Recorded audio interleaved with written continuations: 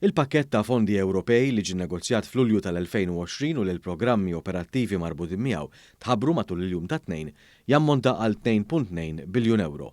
Fit-tnedija uffiċjali ftaqali segretarju parlamentari responsabbli mill-fondi Ewropej, Chris Bonnet, qal li permezz ta' dan il-pakkett ta' fondi Ewropej pajjiżna se jkun aktar reżiljenti għall-futur. L-ewwel fond imħabbar huwa dak ta' aktar minn 128 miljun euro li ġejjin mill-Home Fund li huwa dak tas-sigurtà mal-fruntiera. It-tieni fond huwa dak tal-Common Agricultural Policy Strategy Plan li hawnhekk se jkun hemm investiment ta' 167 miljun euro li se jgħin għal provvista u ħażna tajba tal-ikel f'dan il-perjodu ta' sfidi internazzjonali bla preċedent.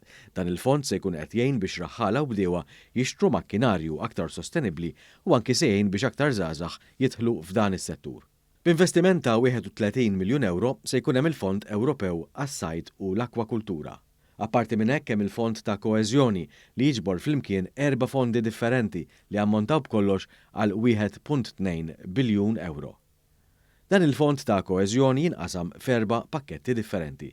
L-ewwel wieħed huwa l-European Regional Development Fund li għandu investiment ta' 760 miljun euro. Dan il-fond se jwassal għal aktar infrastruttura sostenibbli u investiment fl-enerġija permezz ta' tieni interconnector bejn Malta u Sqallija. Apparti minn hekk se jsir il-bini ta' sptar ġdid għas-saħħa mentali u aktar investiment fl-iskejjel.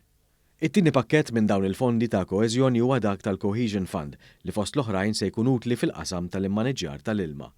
It-tielet pakkett huwa dak tal-Just Transition Fund li se jsir b'investiment ta' 33 miljun euro li permezz tiegħu se jitlesta fost l-oħrajn il-proġett tax-Shore to Ship.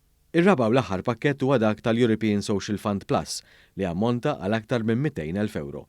Dawn il-fondi huma miftuħin għal kull individwu fuq il-qasam tas-soċjetà fosthom permezz tal-garanzija tfal u garanzija żgħażagħ u anki l-għajnuna lil-laqdiet volontarji. Is-Segretarju Parlamentari Chris Bonnet sostna li l-fondi Ewropej huma tan-nies li se jgawdu minnhom permezz ta' kwalità ta' ħajja aħjar. Għalhekk illum ser nagħmlu commitment ma' kulħadd. L-fondi Ewropej aktar minn qatt qabel ser ikunu qrib tiegħek. Ser ikunu qrib tiegħek għax huma l-fondi tiegħek. Jekk temmen li l-istorja tiegħek iżgħira wisq biex ikollha aċċess għall-fondi, minn hawn qed ngħidulek li le mhijiex. Għax l-istorja tiegħek se tkun l-akbar ambizzjoni tagħna. Intant fl-istess attività tnieda s-sit fondi.eu sabiex in-nies ikunu jafu mill-liema fondi jistgħu jibbenefikaw. Dan is-sit ġabar 6 siti elettroniċi preċedenti li issa saru sit wieħed.